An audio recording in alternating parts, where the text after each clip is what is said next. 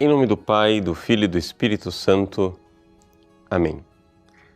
Meus queridos irmãos e irmãs, hoje celebramos a memória de São Francisco Xavier, que juntamente com Santa Teresinha do Menino Jesus é o padroeiro universal das missões. Quem foi este santo? São Francisco Xavier nasceu de uma família que era ao mesmo tempo basca e navarra, no reino de Navarra, no castelo da sua família em Xavier. Então, na realidade, Xavier não é o sobrenome dele, mas é o lugar de onde ele vem. Se diria então que ele é São Francisco de Xavier. Mas, seja como for, o fato é que ele, ainda menino, foi enviado pela sua mãe para estudar na França. Exatamente porque havia um conflito entre o reino de Navarra e os castelhanos, e a sua mãe não queria que o seu filho estudasse nas universidades dos invasores. O fato é que Francisco providencialmente vai para Paris e ali se encontra com Inácio de Loyola, que funda a Companhia de Jesus e logo ele se oferece para ser missionário. O reino de Portugal pede a Inácio de Loyola missionários para as Índias e Francisco é designado.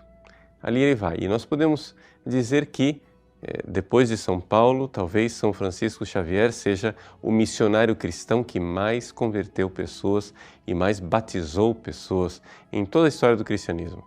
Ele mesmo diz que eram tantas as conversões que o seu braço se cansou de batizar as pessoas. O seu braço já não tinha mais forças para batizar, tantas eram as pessoas que estavam sendo batizadas.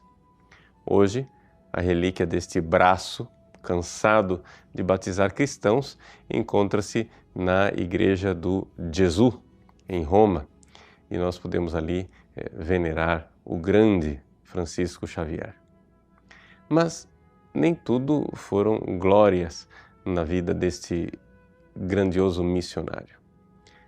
As pessoas que se convertiam nem sempre permaneciam na conversão porque Francisco Xavier encontrou uma dificuldade: o contra-testemunho dos cristãos.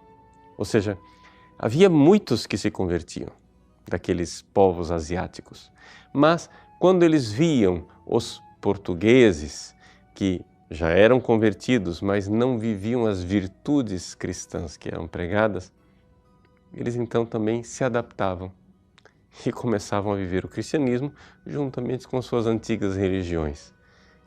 Praticavam o cristianismo, mas tinham seus deuses escondidos. Isso nos leva aqui também a fazer uma séria reflexão. E nós? Nós, será que não estamos convertidos e temos os nossos deuses escondidos?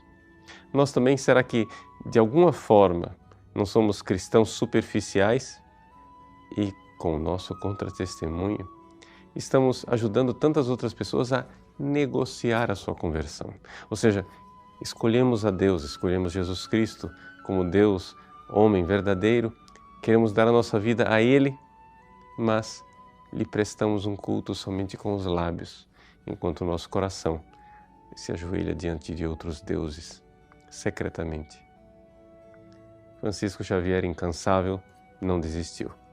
Começou então a catequizar as crianças, para ver se, pelo menos, se de pequenino consegue se torcer o pepino e fazer com que as crianças seguissem verdadeiramente o caminho da conversão e da santidade.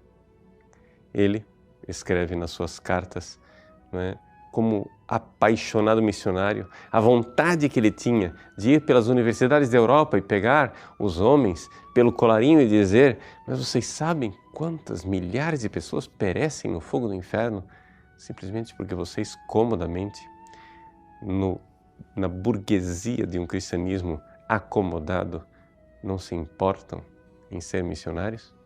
Francisco Xavier é exemplo de missionário, é intercessor das missões, mas não somente isso, é uma provocação para que nós também sejamos missionários. Missionários com a palavra, mas também com a coerência da nossa vida, para que não prestemos culto a Deus com os lábios, enquanto o nosso coração se ajoelha diante de ídolos secretos. Deus abençoe você. Em nome do Pai, e do Filho e do Espírito Santo. Amém.